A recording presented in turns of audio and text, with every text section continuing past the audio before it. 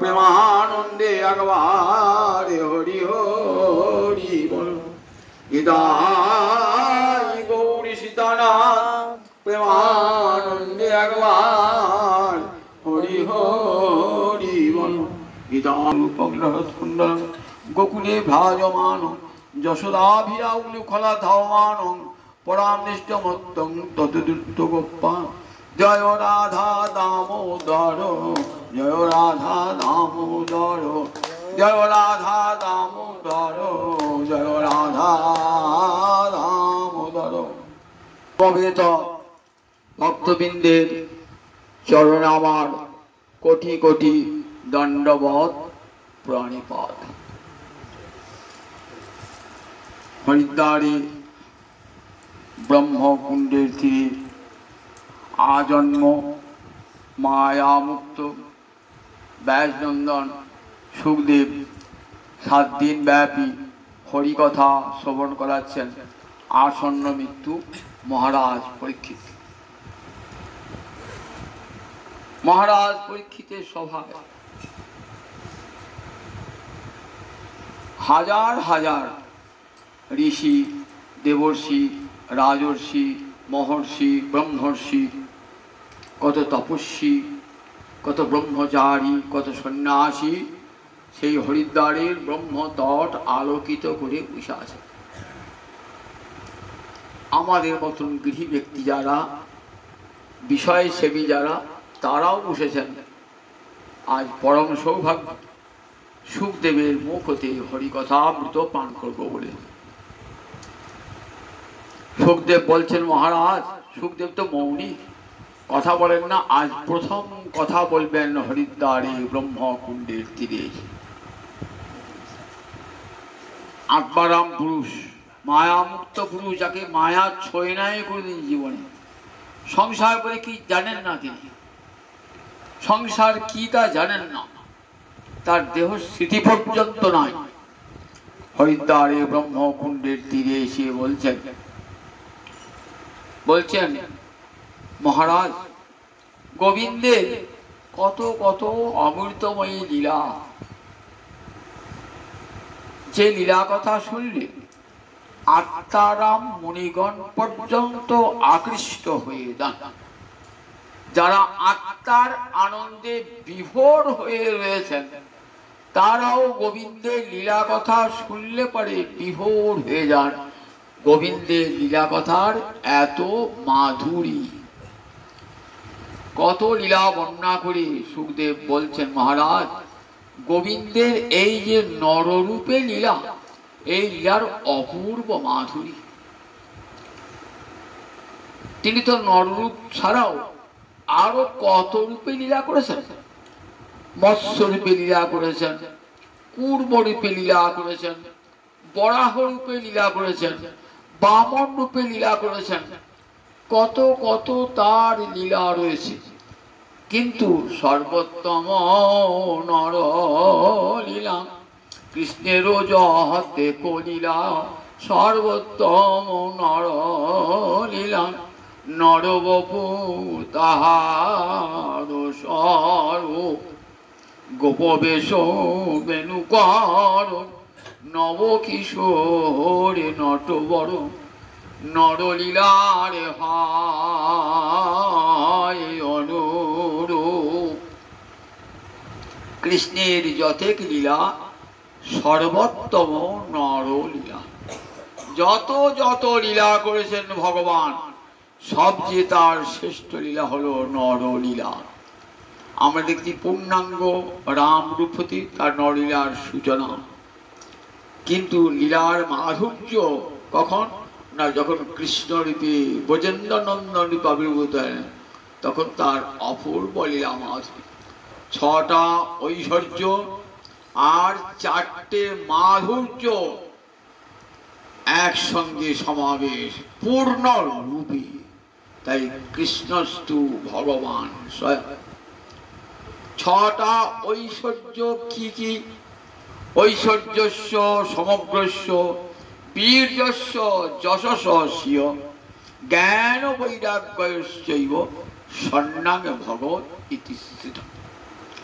সমগ্র ঐশ্বর্য, সমগ্র বীর্য মানে বীরত্ব, সমগ্র যশ, সমগ্র শ্রী, সমগ্র জ্ঞান, সমগ্র বৈরাগ্য, এই ছটা ঐশ্বর্য অন্যান্য ভগবান আছে কিন্তু পূর্ণ রূপে নাই, অংশ রূপে কলরূপে আছে। কিন্তু কৃষ্ণে পূর্ণ রূপে 16 আনা রূপে রয়েছে, তাই সমগ্র বলা হয়েছে। চারটে মাধুর্য কি কি? রূপ মাধুর্য, বেণু মাধুর্য, লীলা মাধুর্য, প্রেম মাধুর্য। এই চারটে মাধুর্য পূর্ণরূপে গোবিন্দে বিদ্যমান, যা নারায়ণেও নাই। এই যে তার লীলা মাধুর্য, নররূপে তার যে লীলা মাধুর্য বড় আকর্ষণযোগ্য। কেন এই লীলাটা করলেন ভগবান? সুখদেব বলছেন, অনুগ্রহায় ভূতানাং মানুষিং তনুম আশ্রিত ভজতে তাদৃশী ক্রীড়া ইয়া শ্রুত্বা তৎপরো ভবে। অনুগ্রহায় ভূতানাং, জীবকে করুণা করবার জন্যই তার মানুষ রূপে লীলা। ভগবান যদি 4 হাত নিয়ে আসতেন, শঙ্খ চক্র গদা পদ্ম নিয়ে আসতেন, সুদর্শন নিয়ে আসতেন, আমরা ভয়ে সরে যেতাম। তাকে ভালোবাসতে পারতাম, শ্রদ্ধা করতাম, সম্মান জানাতাম, প্রণাম জানাতাম, কিন্তু কখনো ঘরের ছেলে বলে বরণ করতে পারতাম না। ভগবান চান কেমন? ঐশ্বর্যে শিথিল প্রেম নহে মোর প্রীতম। আমার ঐশ্বর্য দেখে ভক্তের ভালোবাসা শিথিল হয়ে যায়, এটা আমি চাই না। ছেলে যদি বড় হয়ে মায়ের কাছে বলে, মা তুমি তো লেখাপড়া জানো না, আমি কত লেখাপড়া শিখি, তুই আমার সঙ্গে কথা বলার যোগ্য না, তখন মায়ের মনটা কেমন হয় বলুন দেখি একবার। ওই ছেলে দেবে, মা তুমি যা জানো আমি তা জানি না, আমি চিরকাল তোমার, যত বড় হয়ে গেল আমি তোমার সেই ছোট ছেলে। তখন মা তাকে পরমাদরে গ্রহণ করতে পারে, ভালোবাসতে পারে। ভগবান কি জান, ভক্ত আমাকে এমনি আপন করে নেই, আমার ঐশ্বর্য দেখে ভক্ত যেন ভয়ে পিছিয়ে না যায়। তাহলে কত বড় করুণা দেখুন। অনুগ্রহায় ভূতানাং, আমাদেরকে অনুগ্রহ করবার জন্য, কৃপা করবার জন্য ভগবানের এই লীলা। মানুষিং দেহ, মানুষিং তনু আশ্রিত, অন্য কোন দেহে এলেন না, মানুষ দেহ ধারণ করেন। আমরা দেখে মনে করছি মানুষ, কিন্তু মানুষ নয় গো, ক্রীড়া মনুজ বালক। সুখদেব বললেন, আজ দিব্য খেলা খেলবার জন্য মানুষের রূপ ধারণ করেছেন ভগবান। এই রূপটা তার স্বাভাবিক, ধারণ করেছেন না, সব এই রূপটা তার নিত্য রূপ।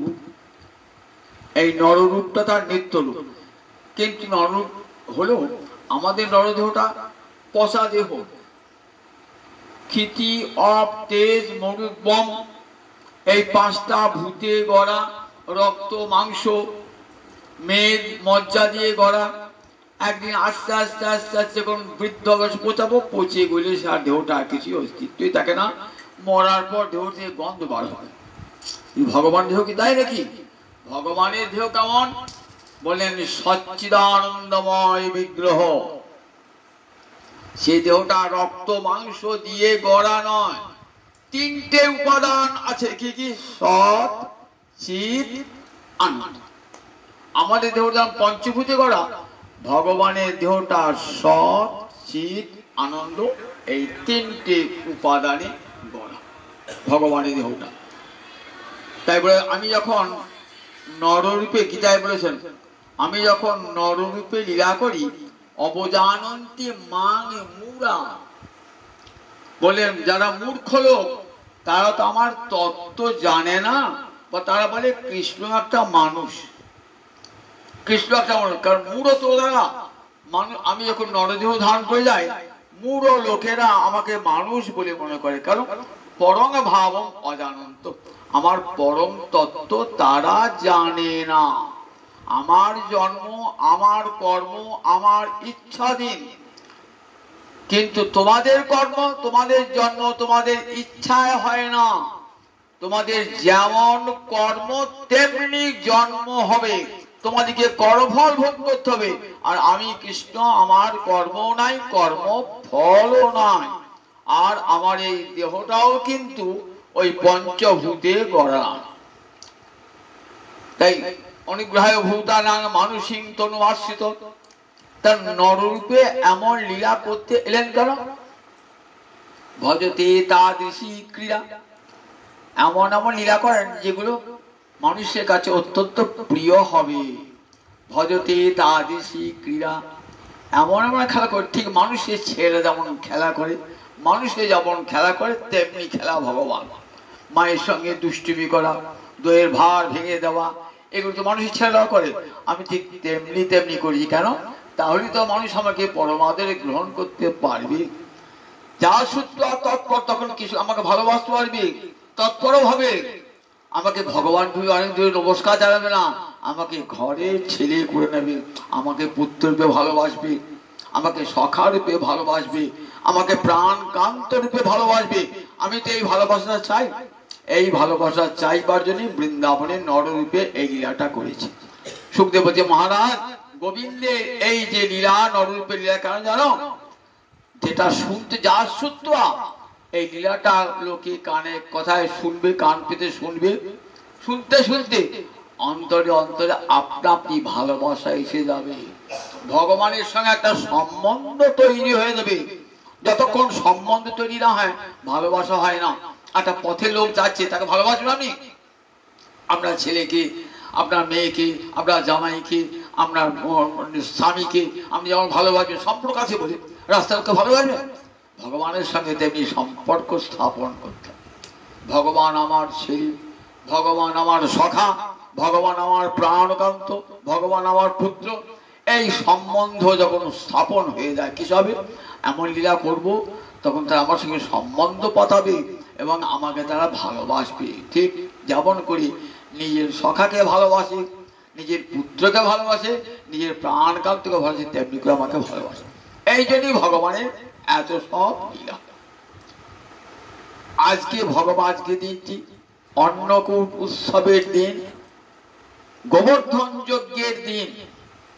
ভগবান এসে বৃন্দাবনে কত কত লীলা করেছেন। তো দামবন্ধন লীলা, যমুনার্জুন ভঞ্জন লীলা হলো, গোবৎস চারণ লীলা, কত লীলায় তো ভগবান করেছেন। কুবেরের দুই পুত্রকে যমুনার্জুনকে বাঁচালেন, রক্ষা করলেন, ভগবান মুক্তি দান করলেন। অঘাসুর লীলা, কালিয়ম পুতনামক্ষ লীলা। আজ এখন ভগবান এক অপূর্ব লীলা করবেন। লীলা তখন ভগবানের বয়স কত? 7 বছর 2 মাস 10 দিন। 7 বছরের ছেলে অন্যান্য ছেলের সঙ্গে গরু চড়ায়, রাখাল রাজার সেজে গাছে বসে থাকে, সখাদের সঙ্গে লুকোচুরি খেলে, সখাদের সঙ্গে একসঙ্গে খায়, কত খেলা দেখছেন। বাবা জ্যাঠা এরা সব মিলে খুব ব্যস্ত কাজে, সব জানেন গোবিন্দ, সব জানেন। বলছেন, বাবা আজ তোমরা এত ব্যস্ত কেন? কি করবে তোমরা আজকে? আজ তোমার দেখছি অন্য কোনো কাজে মন নাই। বলো না বাবা। দেখো বাবা, আমি তো ছেলে, ছেলেকে সব বলা যায়, ছেলে পুত্র মিত্রের তুল্য, শত্রুকে বলা যায় না, উদাসীনকে বলা যায় না, কিন্তু আমাকে তো বলতে পারো। তখন বলছেন, বাবা আমরা ইন্দ্র পূজা করবো। কার ইন্দ্র পূজা জানো? আমরা তো বলে, বাবা ইন্দ্র পূজাটা কি? তা বলে, শোনো বাবা, তোমাকেও করতে হবে একদিন বড় ইন্দ্র পূজা। জানো আমরা তো চাষিবাসী মানুষ, আবার গো পালন করি। আমরা তো বৈশ্য জাতিতে কৃষিকার্য করা, গো পালন করা, বাণিজ্য করা, সুদ দিয়ে জীবিকা অর্জন করা, সুদ খাটিয়ে জীবিকা অর্জন করা, এগুলো আমাদের বৃত্তি। তা দেখো আমরা তো মূলত গো পালন করি, কৃষিকার্য করি। তা কৃষি আমাদের গরুকে মাছি রাখতে গেলে ঘাস দরকার, তার জন্য বৃষ্টির দরকার। তাই বৃষ্টির দেবতা ইন্দ্রকে আমরা পূজা করি। এই সময়টা ইন্দ্রকে পূজা করি কেন? ইন্দ্র হল সাক্ষাৎ পর্জন্য দেবতা, আর মেঘগুলি তার আত্মমূর্তি। তার জলধারা বর্ষণ করবে, ঘাস হবে, ফলমূল হবে, ব্রজের বালকেরা খেয়ে বাঁচবে। শস্যাদি ফলবে, কে বাঁচবে? জল, আবার জল তো আমাদের জীবন। বললেন বাবা এটা কি শাস্ত্রে বলা আছে? এটা কি বৈদিক কোনো কর্ম, নাকি তান্ত্রিক কোনো কর্ম, নাকি লৌকিক কোনো কর্ম? নন্দ মহারাজ বলছে আমার ছেলে এইটুকু বটে, কিন্তু পাকা পাকা কথা তো বটে বাবু। এইটুকু ছেলে বৈদিক কর্ম, লৌকিক কর্ম কি তান্ত্রিক কর্ম জানতে চাইছে, অবাক হয়ে গেছেন। গোবিন্দ এইটুকু হলো সর্বজ্ঞ, সব সময় সর্বজ্ঞতা শক্তি সব সময় তার সঙ্গে থাকে। বলছে শোনো বাবু, আমি জিজ্ঞাসা করলে এটা কোনো বৈদিক শাস্ত্রীয় ক্রিয়া নয়, আবার তান্ত্রিক কোনো ক্রিয়া নয়, এটা একটা লৌকিক লোক পরম্পরা হয়ে আসছে, আমরাও করি। আমরা চাষিবাসী মানুষ তো, অনেকে দেখবেন প্রাচীনকালে ইন্দ্র পূজা হতো, চাষিরা ইন্দ্র পূজা করতো। আমি ছোটবেলা দেখেছি ইন্দ্র পূজা, বা একটা বিরাট বাঁশ পুঁতে পতাকা টাঙিয়ে ইন্দ্র পূজা হতো। গ্রাম অঞ্চলে এখন আর এই হয় কিনা জানি না ইন্দ্র পূজা কেন। বর্ষাকালে ইন্দ্র দেবতা বৃষ্টি দান করবে, শস্য ফলবে, লোকে খেয়ে বাঁচবে, সেই জন্য ইন্দ্র পূজা। তো বলছি আচ্ছা বাবা, ইন্দ্র জল দেয়, এই তুমি ধারণাটা কোথায় হইলে বাবা? জল তো ইন্দ্র দান করেন, কারণ জানো সত্য রজতম প্রকৃতির তিনটে গুণ, রজগুণ থেকে সৃষ্টি হয়, আর রজগুণের ফলে মেঘের সৃষ্টি হয়, আর সেই মেঘ থেকে বৃষ্টি পড়ে। আর দেখো শস্যাদি খেয়ে জীবন ধারণ করা, এটা তো আমাদের সব কর্মের ফল। প্রত্যেক মানুষকে তার কর্মে আপন আপন কর্মের ফল ভোগ করতে হয়।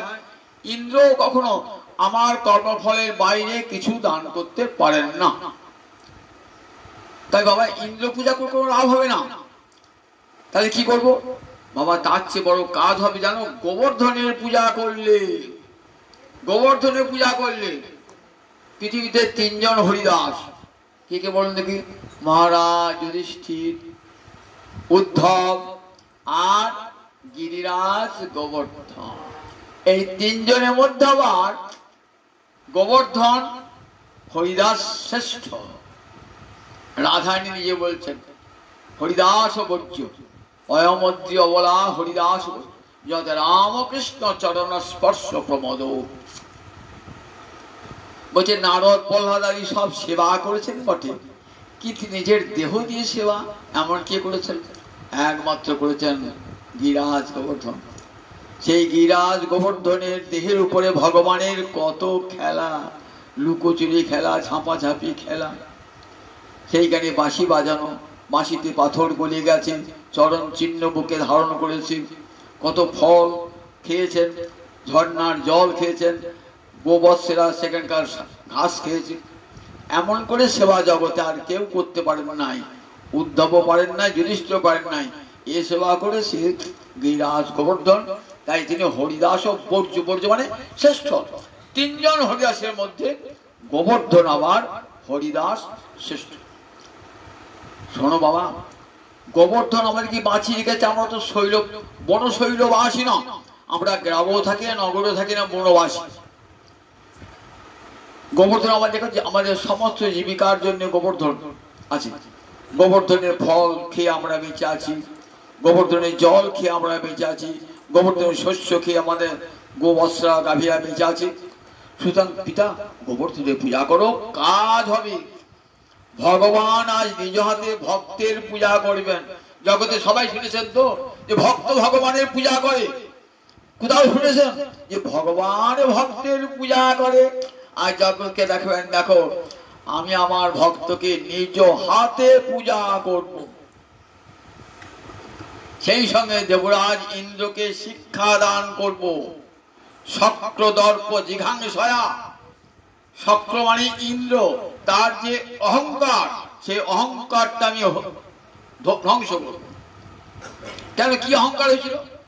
বলছে আমি তো ব্রজবাসীদের পূজা করি, ব্রজবাসীরা আমি ব্রজবাসীদের সেবা করি, ব্রজবাসীরা আমার পূজ্য। আর সেই ব্রজবাসীর পূজা নাই ইন্দ্র, এত বড় স্পর্ধা। আমি তার অহংকার চূর্ণ করবই করব। এই যে অহংকার চূর্ণ, এর মধ্যে অনুগ্রহ, কিন্তু অনুগ্রহ কৃপা। আমার যদি অন্তরে অহংকার থাকে, যদি আমার গুরুদেব অহংকারটা চূর্ণ করে দেন, জানতে হবে না গুরুদেব আমার পরম উপকার করলেন, পরম কল্যাণ করলেন। এই অহংকারই আমার কৃষ্ণ প্রাপ্তির পথে বাধা হতো, তাই গুরুদেব ভরসা করে আমার অন্তরে অহংকার দূর করে দিলেন। ভগবান ঠিক তাই, আজ ইন্দ্রকে ভালোবাসেন তিনি, ইন্দ্রকে তিনি দিয়েছেন দেবলোকের রাজত্ব, ইন্দ্র তার ভক্ত, তাই ইন্দ্রের অহংকার তিনি চূর্ণ করবেন, যেমন করে ব্রহ্মার অহংকার চূর্ণ করেছিলেন ব্রহ্মমোহন লীলায়। নন্দ উপানন্দ সঙ্গে 800 বছর বয়স্ক বললেন ঠিক আছে গোপাল তো ঠিকই বলেছে, তাহলে শোনো, বললেন বাবা ওই ইন্দ্র পূজার যে যজ্ঞ সম্ভার না, ওই দিয়ে এক কাজ করো, ওই দিয়ে গোবর্ধনের পূজা হোক, গো ব্রাহ্মণকে পূজা করো, পূজার শেষে আমরা প্রদক্ষিণ করবো। বলে বেশ বাবা তাই হবে। গোবিন্দের কথা শুনে ওই ইন্দ্র পূজার যা যজ্ঞ সম্ভার, সেই সম্ভার দিয়ে ব্রাহ্মণগণ এসে বেদ মন্ত্র পাঠ করলেন, অগ্নি জ্বালালেন, হোম করলেন, ভোগ দেওয়া হলো বিশাল প্রচন্ডান বিবিধা সুপা, নানা প্রকার অন্নাদি রন্ধন হলো, ঘৃতান্ন থেকে আরম্ভ করে সব হলো, প্রচুর মিষ্টান্ন রাশি রাশি একেবারে। গোবর্ধন যজ্ঞে তুমি খাও রাশি রাশি, তার তুলনায় মোদের আয়োজন নহে এক তিগ্রাসি। ভোগাটি গানার বলি না, গোবর্ধন যজ্ঞে তুমি খাও রাশি রাশি, তার তুলনায় মোদের অন্ন নহে এক তিলগ্রাসি। পাহাড়ের মতন অন্ন, কূট মানে পাহাড়, আর অন্ন মানে ভাত, অন্ন মানে সব রকম খাবার, কি বলে অন্ন সংস্কৃতে, অধাতু মানে খাওয়া, যা খাওয়া যায় তাকেই বলে অন্ন। লুচি পুরি এদিকেও অন্ন বলা হয়, যা খাবে তাকে বলে অন্নের কূট, পাহাড় তৈরি হয়ে গেল কি রাজগোবর্ধন। হোম যজ্ঞ সমস্ত ব্রাহ্মণ সেই গোবর্ধন খেলেন। বলছিলেন বাবা শ্রীকৃষ্ণ নিজেই গোবর্ধন মূর্তি ধারণ করেছেন, গোবর্ধন তো পাহাড়, কথা বলতে পারে না। বললেন বাবা দেখো তুমি এতদিন ইন্দ্রকে পূজা দিয়েছো, কোনদিন ইন্দ্র দেখা দিয়েছে এসে? আজ থেকে বাবা গোবর্ধন নিজেই তোমাদেরকে আশীর্বাদ করে চলে যাবে। গোবর্ধন বলছেন অহম শৈলস্মি, আমি গোবর্ধন পাহাড়, তোমাদের প্রচুর ধন দৌলত আমি তোমাদের বাঞ্ছা পূর্ণ করবো, এমনি করে তোমরা আমার যজ্ঞ করো।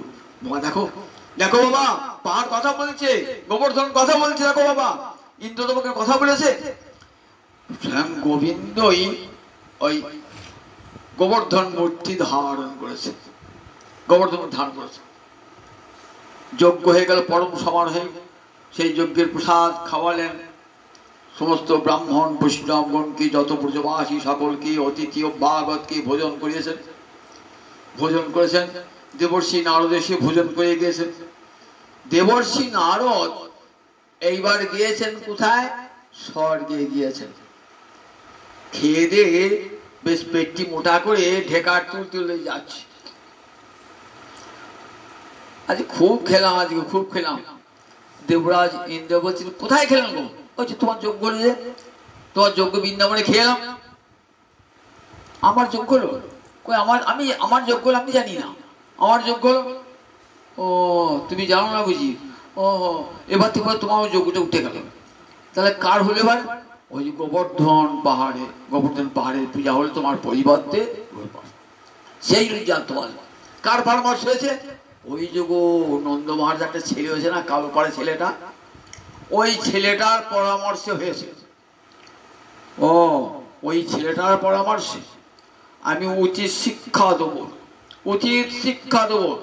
একটা ছেলে রাখাল গোচারণ করে বেড়ায়, কোনোদিন সে বিদ্যালয়ে পড়তে যায় নাই, শাস্ত্র জ্ঞান নাই, কিছুই নাই। আমি দেবরাজ ইন্দ্র আমাকে পূজা না দিয়ে গোবর্ধনে পূজা দিয়েছে। বাচালক বালির সঙ্গে স্তব্ধম অজ্ঞং পণ্ডিত মানিনম কৃষ্ণাং মর্তং উপাসিত চক্ষুরে দেব। নিন্দা করছে ইন্দ্র কৃষ্ণের, কি বলে নিন্দা করছে?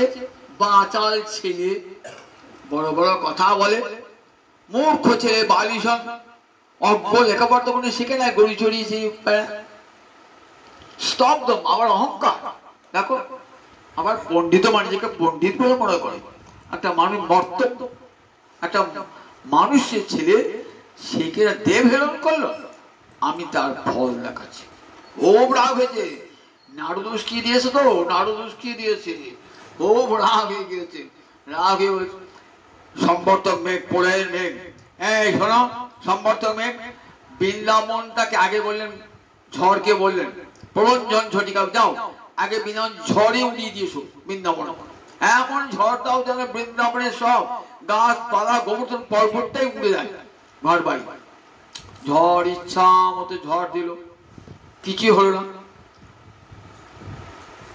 বায়ুকে জিজ্ঞেস করে কি হলো গো? বলে ঝড় তো অনেক দিলাম, কিছুই তো হলো না, বৃন্দাবন নামটা তেমনি গেল।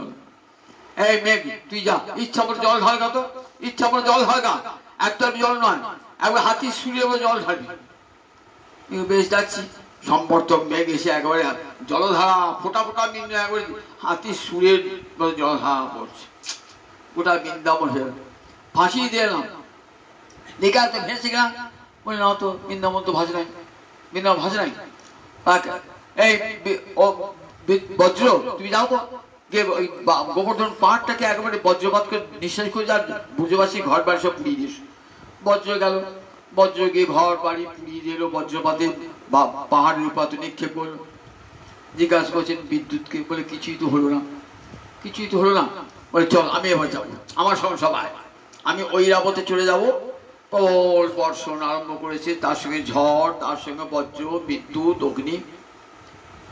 সব ব্রজবাসীরা জলে ঝড়ে কাঁপতে কাঁপতে এসে গোবিন্দের চরণে পড়েছে। গোবিন্দ হাসছেন, ও ইন্দ্র শোধ নিচ্ছে না, ঠিক আছে, আমি তো ইন্দ্রকে শিক্ষা দান করবো, শিক্ষা দান করতে কোনো ভয় নাই। শোনো ব্রজবাসীগণ, শোনো গোবৎসগণ, ডাভিগণ, তোমাদের ভয় নাই, আমি বাঁচাবো, আমার প্রতিজ্ঞায় আছে, আমার ভক্ত যখন বিপদে পড়বে আমি আমার সেই ভক্তকে রক্ষা করব, এটা আমার জীবনের ব্রত। সাকরি দেব প্রপন্নস্মি, আমার চরণে একবার প্রপন্ন হয়ে যদি কেউ বলে আমি তোমার হলাম, তবাস্মি তিচ জায়তে তব অস্মি, আমি তোমার হলাম, এটা যদি কেউ একবার বলে, আমি কি করি জানো? অভয়ং সর্বদা তস্मै দদাম্যে তৎব্রতং মম, আমি তাদেরকে সবসময় অভয় দান করি, এটা আমার ব্রত। ব্রত করলে কেউ ব্রত ভঙ্গ করেন? আমি এখন ব্রত করেন কোনো মতি বাবা, আজকে দিনে হলুদ খাবো না, আজকে তেল মাছ নেবো না, পঞ্চশস্য খাবো না, ব্রত কঠোর ভাবে রাখেন। বলেন ভক্ত রক্ষা আমার ব্রত, আমি এখান থেকে এক চুল নড়বো না, এটা আমার ব্রত। কি করে রক্ষা করা যায়? গোবিন্দ তো আগেই ঠিক করে রেখেছেন কোথায়, গোবর্ধন উপরে যতটা নিচু ততটা, সেখানে সুরম্য নগরী তৈরি করেছেন, সুন্দর সুন্দর অট্টালিকা, সব আহার বাসস্থান, সব জল, সব ব্যবস্থা করে রেখে দিয়েছেন। গোবর্ধনের ইচ্ছা হয়েছিল প্রভু তোমার সেবায় লাগবো, তো তোমার সেবায় আজ সেই গোবর্ধনের বাঞ্ছা পূর্ণ হবে। ওঠো গোবর্ধন, আজ আমি তোমার সেবা করব। ভগবান কি করলেন? 7 বছর 2 মাস 10 দিনের ছেলে, এই বাঁ হাতে শক্তি থাকা, বলুন আমার কড়ি আঙুলটার কোনো শক্তি আছে? বাম হাতে কড়ি আঙুলে তুলে ধরলেন ওই পাহাড়, বিশাল পাহাড়টা। দেখেছেন তো গোবর্ধন পাহাড়, আপনার অতটা গোবর্ধন পাহাড় নাই, সেই গোবর্ধন পাহাড়টাকে তুলে ধরলেন। গোবর্ধন তো পরম ভক্ত, কি বললেন? গোবর্ধন দ্রোণমণির, দ্রোণ পর্বতের পুত্র, দ্রোণ পর্বতের পুত্র। পুলস্ত্রসী গিয়েছেন, কাশীতে গঙ্গা আছে বটে, কিন্তু পাহাড় তো নাই।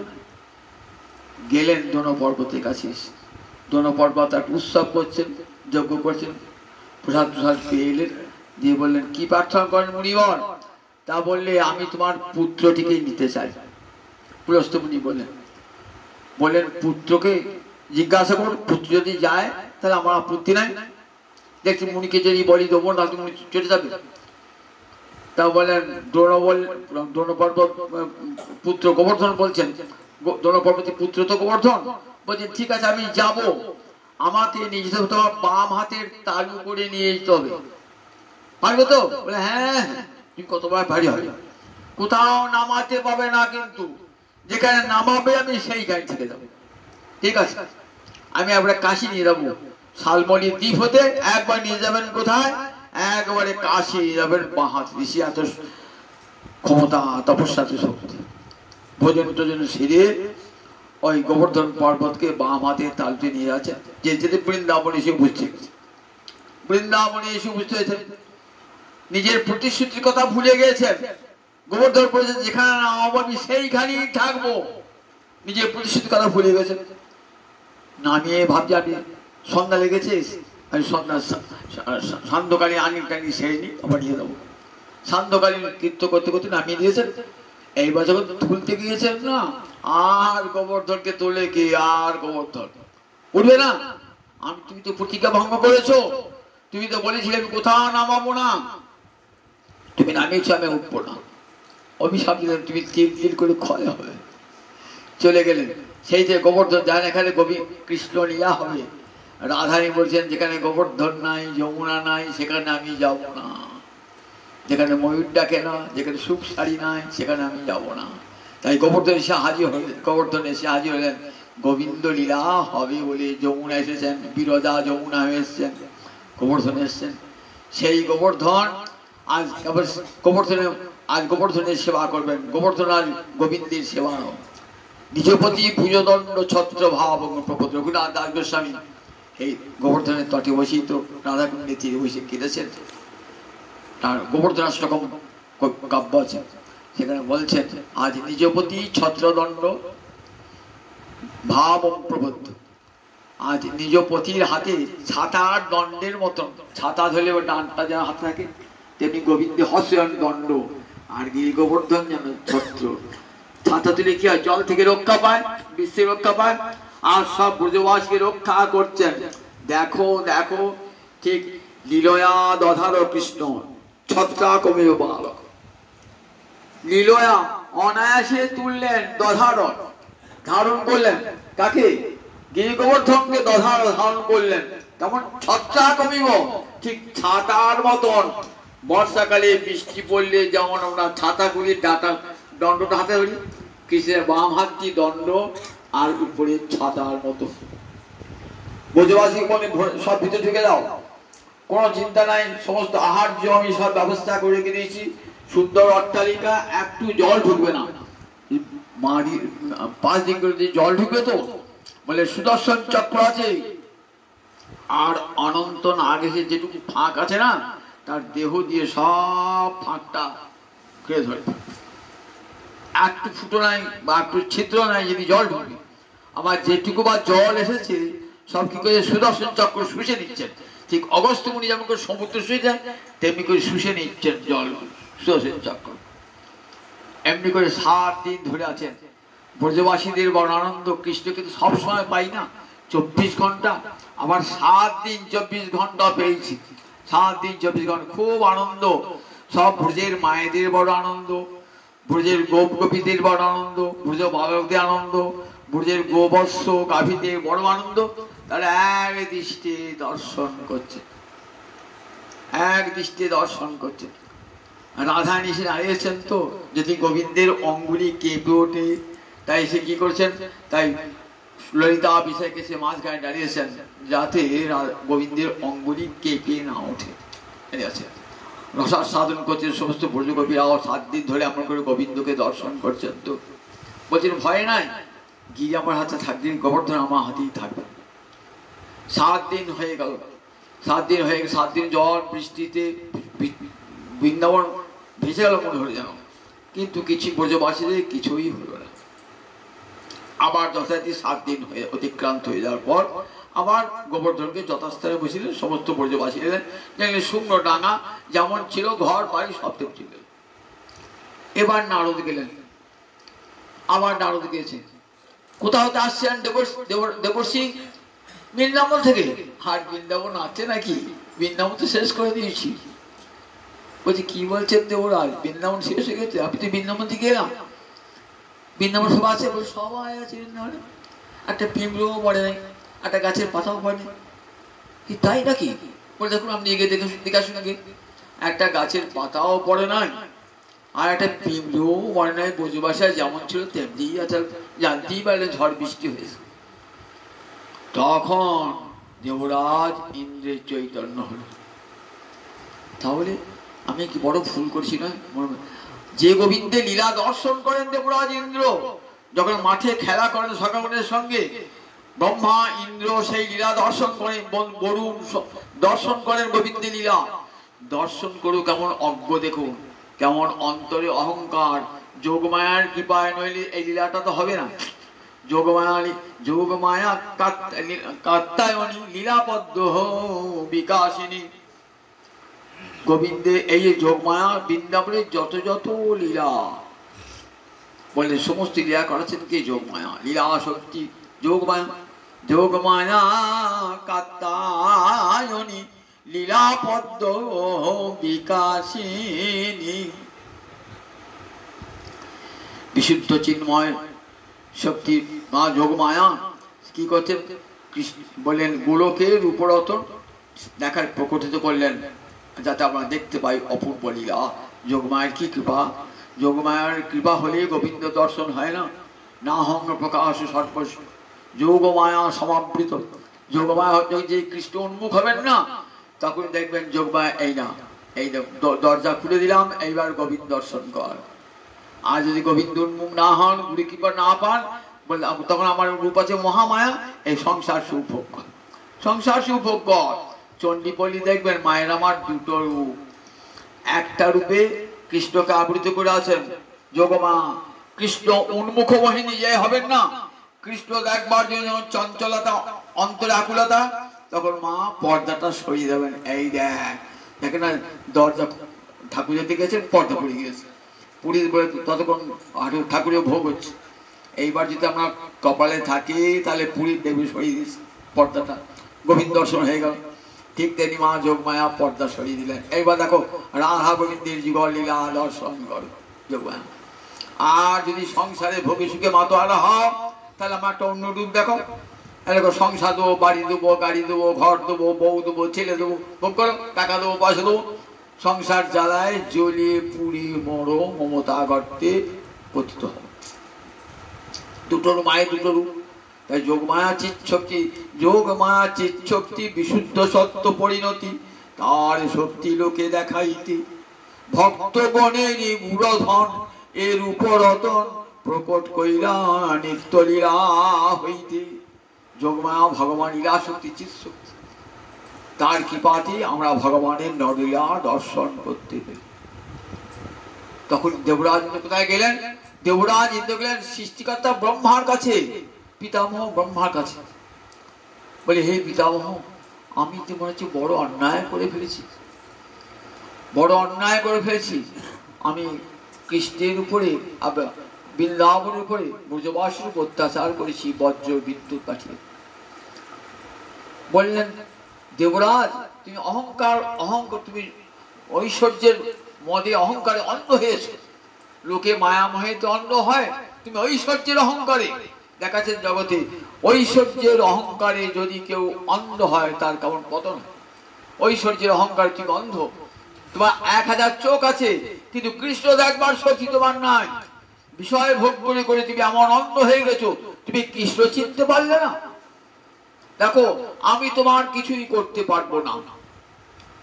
দেখো আমিও গোবিন্দকে মায়া সৃষ্টি করেছিলাম, আমার উপর গোবিন্দ এখন প্রসন্ন নয়।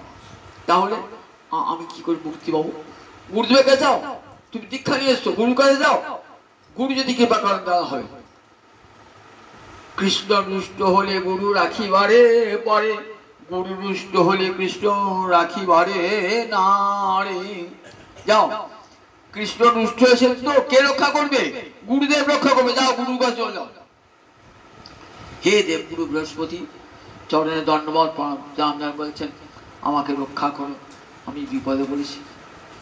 বললে এত অহংকার হয়েছিল তোমার, আমার শিষ্য হয়ে এত অহংকার অন্তরে, ভগবানকে চিনতে পারো নাই? তুমি জিষ্ণু, দেখো তুমি অসুর বিজয়ী জিষ্ণু হয়ে বিষ্ণুকে চিনলে না, জিষ্ণু হয়ে তুমি বিষ্ণুকে চিনলে না। দেখো আমি একা কিছু করতে পারি, অপরাধ তো তুমি করেছো, তো তোমাকে যেতে হবে। কারো মার পথে অপরাধ ক্ষমা হয় না, যে অপরাধ করে তার কাছে ক্ষমাটা চাইতে হবে। তবে দেখো কৃষ্ণ তোমার উপর রুষ্ট আছে। কৃষ্ণ প্রসন্ন হবে কেমন করে জানো না? গোমাতা সুরভি, গোমাতা সুরভিকে সঙ্গে নিয়ে দাও। তিনি তো গোপালক, গাভীগণকে গোবৎসকে ভালোবাসেন তিনি। গোমাতা সুরভিকে নিয়ে দাও। গোমাতা সুরভিকে নিয়ে দেবরাজ ইন্দ্র আসছেন। গোবিন্দ জানতে পেরেছেন আজ আসবে ইন্দ্র গোমাতা সুরভিকে নিয়ে। খেলতে খেলতে সবাইকে বলছে এই তোর নিচে খেলা কর, আমি একটু উপরে যাব, কাজ আছে। নিয়ে গেলেন না। কেন নিয়ে গেলেন না? ভগবানের ঐশ্বর্য দেখাবেন না, তাহলে মাধুর্যের ক্ষতি হবে, মাধুর্যের পুষ্টি হবে না। সখারা যদি গিয়ে দেখে দেবরাজ ইন্দ্র গোমাতা সুরভি গোপালের স্তব করছে, তাহলে আর গোপালে কাঁধে চেপতে পারবে? ভয় হয়ে যাবে। গোপাল তো ভগবান, গোবিন্দ চান নাই মাধুর্যটি নষ্ট করতে, বলে তোরা এখানে খেলা করবে। উপরে গিয়ে একটি প্রস্তর খণ্ড বসেছেন, দেবরাজ ইন্দ্র এসেছেন। দেবরাজ ইন্দ্র চরণে পড়েছেন, মাথার মুকুটটা গোবিন্দের চরণ স্পর্শ করেছে। হে গোবিন্দ, ঈশ্বর পরম কৃষ্ণ সচ্চিদানন্দ বিগ্রহ তুমি। প্রভু তুমি এই জগতের সৃষ্টি স্থিতি লয় কর্তা, তুমি আমাকে কৃপা করে আমাকে এই দেবরাজ্যের অধিকার দিয়েছো। আমি ঐশ্বর্যের অহংকারে এমন তন্ময় হয়েছিলাম, আমি তোমার কৃপা বুঝতে পারি নাই। আমি গুরু কৃপায় চিনেছি তোমাকে, তুমি আমায় ক্ষমা করো, আমি অপরাধ করেছি, আমাকে ক্ষমা করো। ভগবান বললেন দেখো তোমার অপরাধ অহংকারটা, তোমার অপরাধ হয়েছে কিনা ব্রজবাসীর পূজা নিয়ে তুমি জানো। আমি ব্রজবাসী আমার গুরু, আমি সেবা করি ব্রজবাসীগণকে, সেই ব্রজবাসী পূজার চিত্ত অহংকার হয়েছে। তোমার সেই অহংকার দূর করে তোমাকে অনুগ্রহ করবো বলি আমাদের লীলা। দেখো ব্রজবাসীর উপর অত্যাচার করেছো তুমি, তোমার প্রথম অপরাধ ক্ষমা করলাম, কখনো আর ব্রজবাসীগণের উপরে ক্ষমা অপরাধ করবে না। গোমাতা সুরভি পাশে দাঁড়িয়ে আছেন বিনীত ভাবে, বলছেন গোবিন্দ ইন্দ্রকে ক্ষমা করে দাও, ইন্দ্রকে ক্ষমা করে দাও। প্রভু আমার অন্তরটা বাঞ্ছা পূর্ণ করো। কি বাঞ্ছা? আজ থেকে তোমার নাম হবে গোবিন্দ। কারণ গবাম ইন্দ্র, গবাম মানে গো শব্দ অর্থ গাভী, গাভীদের পালক তুমি, সমস্ত গোজাতির পালক তুমি, গাভীর পালক তুমি, গোবৎসের পালক তুমি, তাই তোমার আজ থেকে নাম হবে গোবিন্দ। আমি তোমাকে অভিষেক করব আমার দুগ্ধ ধারায়। এদিকে দেবরাজ ইন্দ্র নিয়েছেন স্বর্গঙ্গা মন্দাকিনীর জল ঐরাবতের সুরে করে, আর দেবমাতা গোমাতা সুরভি তার নিজের স্তনদুগ্ধ ধারায় গোবিন্দকে অভিষেক করলেন। নাম হলো গোবিন্দ। যেখানে অভিষেক করলেন সেই জায়গাটা কি নাম হল বলুন দেখি? অনেকে তো বৃন্দাবনে গিয়েছেন, গোবিন্দ কুণ্ড, এইটি বলে ভগবানের মুখ গহ্বর। এইখানে গিয়ে দেখবেন অনেকে দুধধারী, দুধধারী একটা কুণ্ড তৈরি হয়ে গেল, গোবিন্দ কুণ্ড তৈরি হয়ে গেল। এই যে অন্নকূট উৎসব হয়ে গেল, তো এই অন্নকূট উৎসব হওয়ার পর অনেক দিন বাদে আমার মহাপ্রভু যখন প্রকটিত হয়েছেন, তখন মাধবেন্দ্র পুরী মহাপ্রভুর গুরুদেবের গুরুদেব, ঈশ্বরপুরীর গুরুদেবের নাম মাধবেন্দ্র পুরী। মাধবেন্দ্র পুরী বৃন্দাবন অযাচক, তো কারো কাছে কিছু চাইবেন না, বৃন্দাবনে ঘুরে কাছে কারো চাইবেন না। সন্ধ্যা হয়ে গেছে, ওই গোবিন্দ কুণ্ডের তটে বৈশা আছে। যদি কখনো বৃন্দাবন যান দেখবেন গোবিন্দ কুণ্ড তট, সেইখানে বৈশা আছেন, কৃষ্ণ নাম জপ করছে। সন্ধ্যা হয়ে গেছে, ক্ষুধা পেলেও কাউকে বলবেন না, খাদ্য চাইবেন না, ক্ষুধা অযাচক কৃষ্ণ নাম আনন্দ বিভ্রাত। দেখছি একটা কালো ছেলে এক ভাঁড় দুধ নিয়ে এসেছে, দুধ নিয়ে বলছে পুরীজি তো ভুক লাগে নাই? আমার ভুক লেগে তুই বুঝলি কি করে? এই তো বুঝে মায়েরা ছিল বলে মাধব পুরী নাকি খুব ক্ষুধা পেয়েছে। অবাক হয়ে গেলেন, ছেলেকে তাকিয়ে তাকিয়ে দেখছে, কি সুন্দর ছেলে দেখতে, এত সুন্দর গয়লার ছেলে দেখতে এত সুন্দর হয়।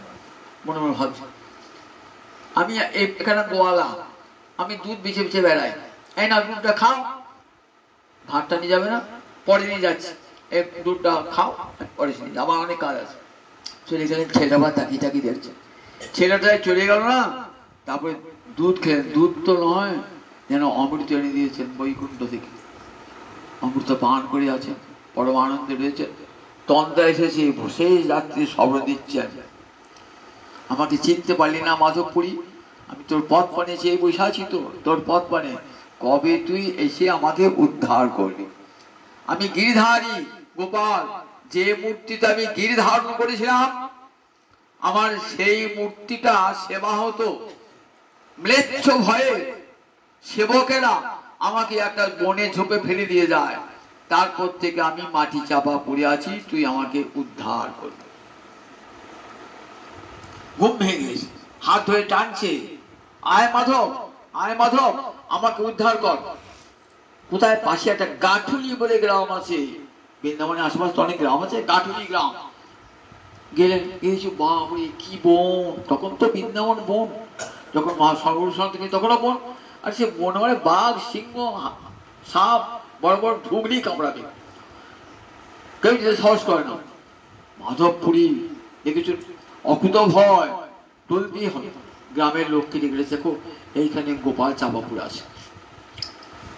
সাধুজি বলেছেন, সব চলেছেন, কোদাল কুড়ুল নিয়ে এসে সেই গাছ কাটতে কাটতে কাটতে কাটতে আজকে দেখছেন একটা বিরাট ঢিপি, সেই ঢিপিটা ভেঙে দেখছেন বিশাল গোপাল মূর্তি।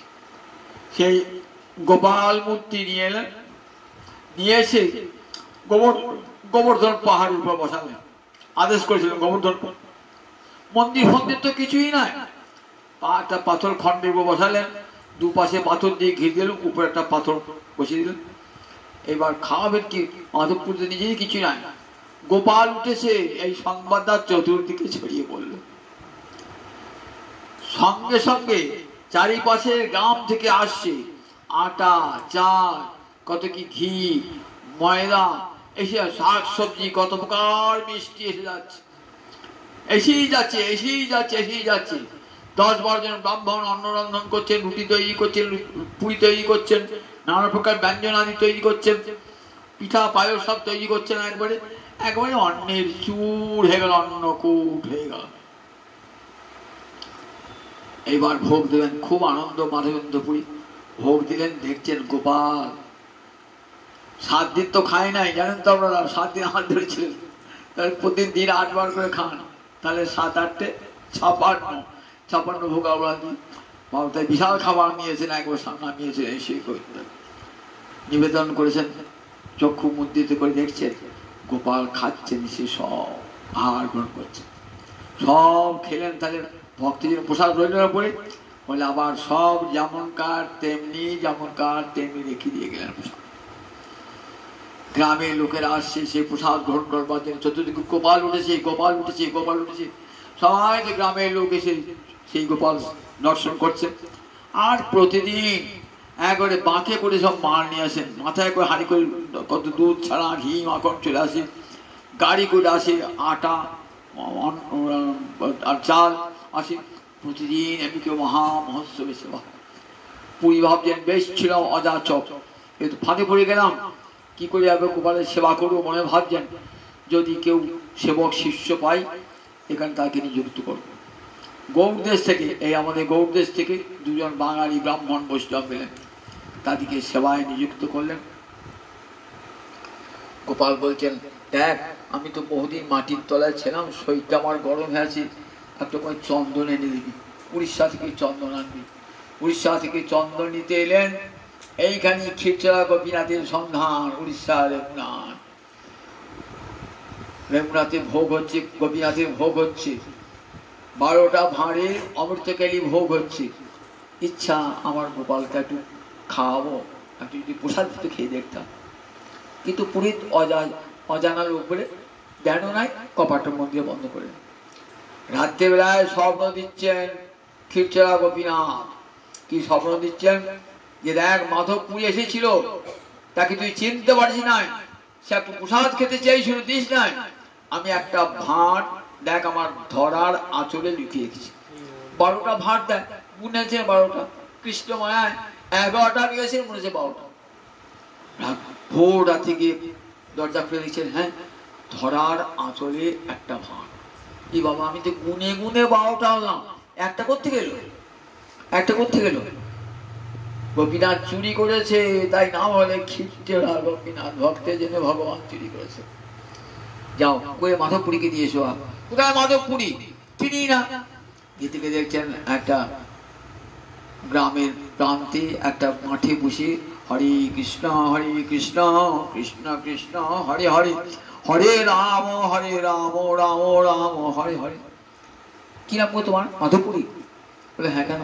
এই দেখো গোপীনাথ তোমার জন্য ক্ষীর চুরি করে গেছে। গোপীনাথ তোমার ক্ষীর চুরি করেছে? নয়ন জলে ভাসতে ভাসতে সেই ক্ষীরটি তো খেলে না, আবার ক্ষীরের ভাঁড়টা পরে তো ভেঙে বই বসে দিয়ে পূজা টুকে খাবে না বলে। দেখুন সেই ক্ষীর চোরা গোপীনাথ এইখানে এসে চন্দন নিতে এসেছেন।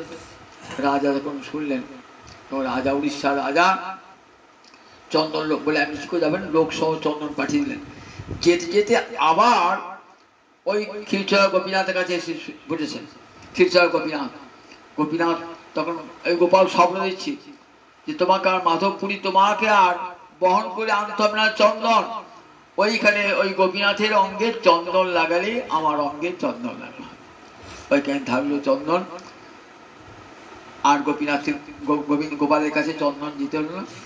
এমনি করে মাধবেন্দ্রপুরী তার সেবা প্রতিষ্ঠা করলেন।